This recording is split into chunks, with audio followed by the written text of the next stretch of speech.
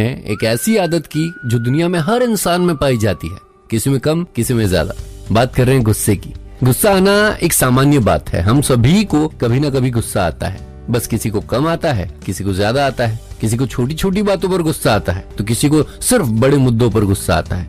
किसी को घर में गुस्सा आता है, किसी को ऑफिस में गुस्सा आता है, किसी को जान पहचान वालों पर गुस्सा आता है तो किसी को सिर्फ अनजान लोगों पर गुस्सा आता है। सो गुस्सा आना कोई गलत बात नहीं है, लेकिन गलत तब हो जाता है जब गुस्सा आपके कंट्रोल से, आपके नियंत्रण से बाहर निकल जाए। क्योंकि अगर आपका गुस्सा आपके काबू में नहीं है तो हो सकता है ऑफिस में आपको प्रमोशन ना मिले, बॉस आपको पसंद ना करे, स्कूल कॉलेज में कोई आपके साथ रहना पसंद ना करे, आपसे दोस्ती करना पसंद ना करे, घर में हो सकता है कि बच्चे आपसे दूर भागे, कई दफा तलाक का भी कारण बनने वाला ये गुस्सा हो सकता है कभी आपको किसी की वसीयत का हिस्सा बनने से भी रोक ले। तो इसलिए बहुत जरूरी है कि आप अपने गुस्से को समझें और उसे नियंत्रित करें, उसे कंट्रोल करें।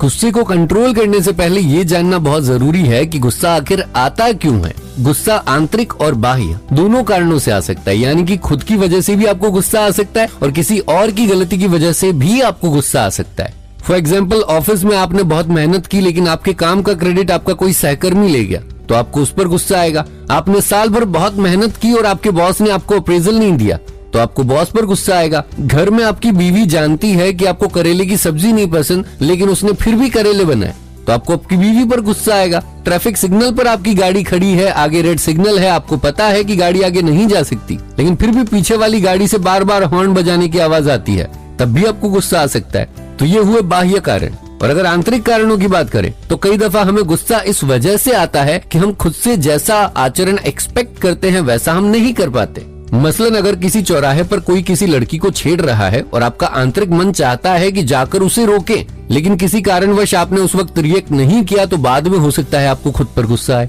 हो सकता है कहीं कभी जब आपके साथ कुछ गलत हो रहा हो और जरूरत हो आपको आवाज उठाने की लेकिन आप चुप रह गए, तब भी आपको बाद में उस बात को याद करके अपने आप पर गुस्सा आ सकता है। और यहाँ तक कि बीते हुए कल की कोई दुखद घटना भी आपको गुस्सा दिला सकती है। तो जब आपको ये पता चल जाता है कि आपको गुस्सा किस वजह से आता है तो आपके लिए गुस्सा कंट्रोल करना काफी हद तक मुमकिन हो जाता है। तो सबसे जरूरी है ये पता लगाना कि आपके गुस्से का कारण क्या है। अगर आपको भी बात बात पर गुस्सा आता है, अगर आपकी लाइफ पार्टनर, आपके दोस्त या आपके ऑफिस में साथ करने वाले लोग आपके गुस्से की वजह से परेशान रहते हैं तो आपको सोचना होगा, खुद को वक्त देना होगा और ये पता लगाना होगा कि आखिर गुस्से का कारण क्या है। क्यों बात बात पर गुस्सा आता है? क्या गुस्से की वजह आप खुद हैं या फिर कोई और? क्या गुस्सा आपको आपकी अपनी कमियों की वजह से आता है या फिर दूसरों की गलतियों की वजह से? यह जानने के बाद काफी आसान हो जाता है गुस्से पर काबू करना। और याद रखिएगा, गुस्सा कोई असामान्य बात नहीं है। गुस्सा एक बेहद सामान्य आदत है जो सब में होती है, बस उसे काबू में रखना जरूरी है। कैसे आप अपने गुस्से को काबू में रख सकते हैं बताएंगे हम